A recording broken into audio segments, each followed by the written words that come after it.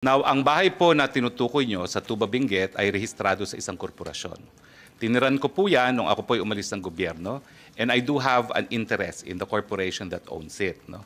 Pero wala po sa akin ang possession ng bahay na yan. Dahil as of January of 2024, yan po'y pinaupahan ng korporasyon at ang umuupa po ay isang Wang Yun na isang Chinese national na siya po ay pumirma sa contract of lease ay require siya na magpakita ng Alien Certificate of Registration at lumalabas po na siya ay holder ng isang 9G working visa. Meaning, she has a right to be in the Philippines. Issue pati yung nabanggit nyo. So let's please focus. Okay. So, meron po akong interest sa korporasyon na may-ari ng bahay na yan. In fact, in the near future, I am concluding a transaction na kukunin ko yung buong korporasyon na may-ari ng bahay na yan. Now, pero ang ine-emphasize ko po, regardless of the ownership, there is a contract of lease which is duly notarized and which I will submit before this honorable body, which means na ang possession po dyan is in the hands of Ms. Wan Yu, who is a legal resident of the Philippines with an Alien Certificate of Registration and in possession of a 9G working visa. Ang gusto ko nga po malaman, kung nakita nila dun sa bahay na yon, yung tao na hinahanap nila na allegedly may tie sa Banban. Dahil kung di naman po ako nagkakamali, again, as part of due diligence, yung isang lalaking nahuli dyan is the partner of of the lessee, no? Hindi ko naman po tinatanggi na may interest talaga ako dyan sa korporasyon na yan, albeit not 100% as of yet, pero magiging 100% na po yan. Now, yun nga po, yung lalaki, ang alam ko, is the partner of Wan Yun, and alam nyo po, hanggang ngayon, meron akong katiwala doon. Kasi nga po, nais ko masigurado na yung lessee will only use the premises for residential purposes. No? Dahil nung ako po ay nasa gobyerno pa, may mga nagrereklamo sa mga villages gaya ng multinational village na ginagawang pogo at 70 people at a time ang nasa residential homes. So nagtalaga pa ako ng caretaker para masigurado na wala pong ganyan at ang caretaker's report naman ay talagang hanggang 3 tao lang ang nakatira ron.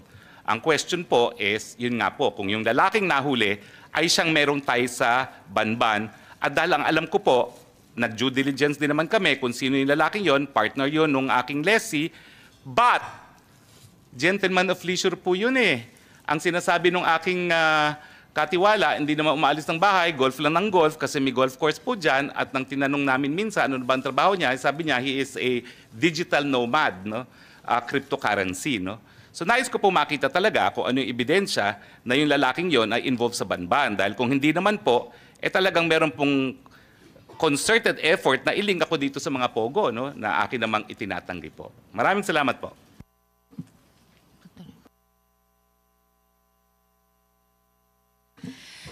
Salamat, Attorney Roque and SP Pro Temp.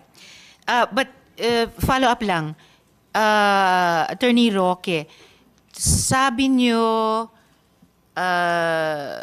korporasyon ang may-ari ng bahay na ni-raid at natagpuan ng 2 foreign nationals na associated ng PAOK sa Bamban at nasa custody ngayon ng BI. Sabi nyo sa ano yan, sa korporasyon. But you also, nung nagsalita kayo kanina, you also referred to it as bahay ko. Well, I do not deny po na I have an interest in the corporation. Hindi ko po dinideny yun. In fact, aling korporasyon po iyan? Ang pangalan po ata is PH2, hindi ko maalala, no? PH2? PH2. Pero wait a minute. Dapat maalala nyo po. Well, you intend to mahaba po yung pangalan. Procure 100% ownership anyway, of it. maya-maya po, PH2. darating po What yung... does PH2 stand for Well, po? ano po yan eh, that's the location of the address of the house. Okay, anyway, maya-maya po. PH2, why, what's the whole address parang of the house? phase 2, block number, gano'n. Okay, no? phase 2. Pero maya-maya po, nagpakuha ko ng contract of lease para ipakita rito sa komite na ito. No? And sa ngayon po, kayo ang majority shareholder ng PH2? Sa ngayon po, hindi. Hindi. Pero anong kami percentage po ng ownership nyo? Ay, nako, nominal lang po ako ngayon. No? 10%, 20%? Well, ngayon po lumalabas, lang ako, nag-subscribe lang po ako when it was incorporated. No?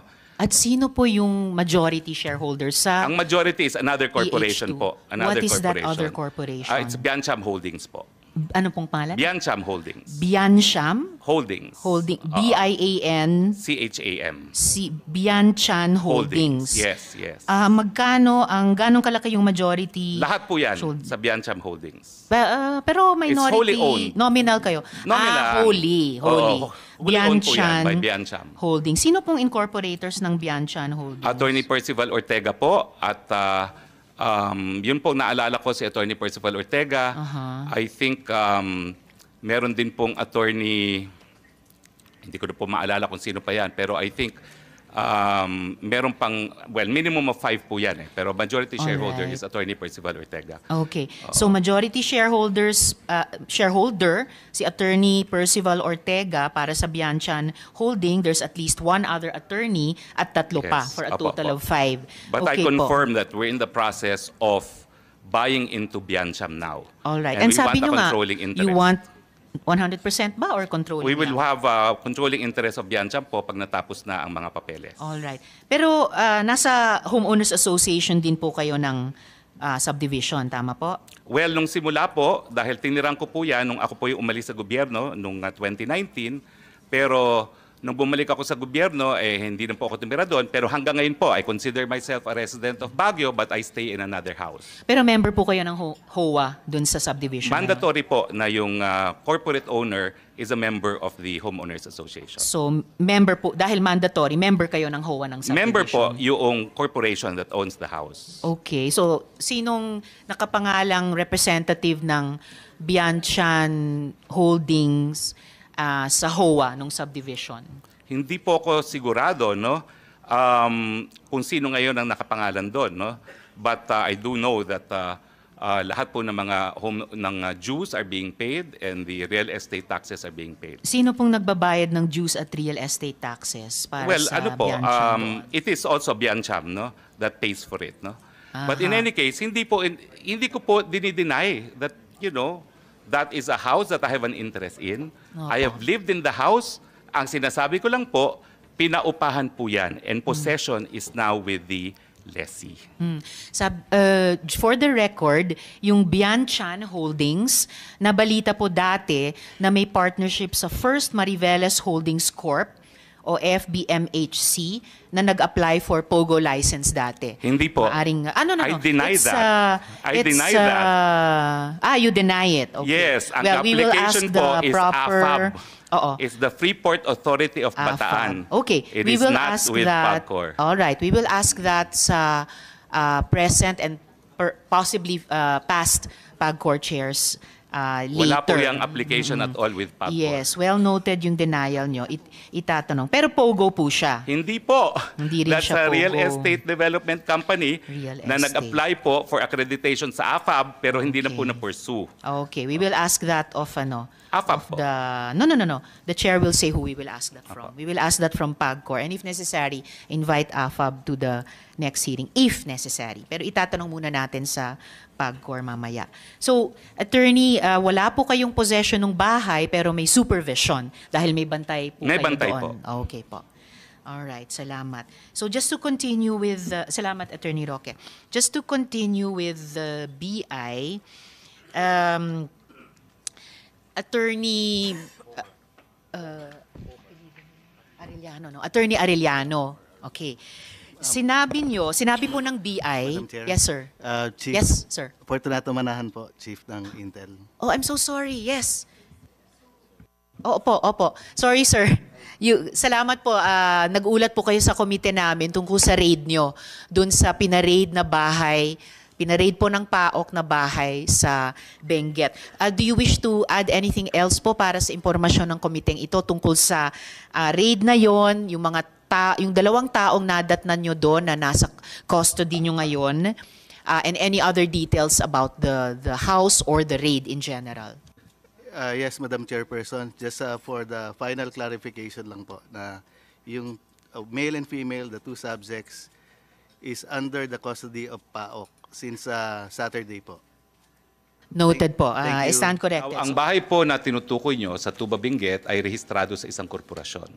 Tiniran ko po yan nung ako po ay umalis ng gobyerno and I do have an interest in the corporation that owns it. No? Pero wala po sa akin ang possession ng bahay na yan. Dahil as of January of 2024, yan po ay pinaupahan ng korporasyon at ang umuupa po ay isang Wang Yun na isang Chinese national na siya po ay pumirma sa contract of lease ay require siya na magpakita ng alien certificate of registration at lumalabas po na siya ay holder ng isang 9G working visa, meaning she has a right to be in the Philippines. So ang rehistradong lessee po dyan, at yan ay rehistrado rin sa Homeowners Association ng Subdivision para sila ay makapasok, ay itong babae na isang Wang Yun. Kaya nga po, nung sinabi nila na sinalakay ang bahay ko at may mga wanted na mga pogo bosses doon, ako po'y talagang nag-conclude na meron talagang pilit na naninira sa akin.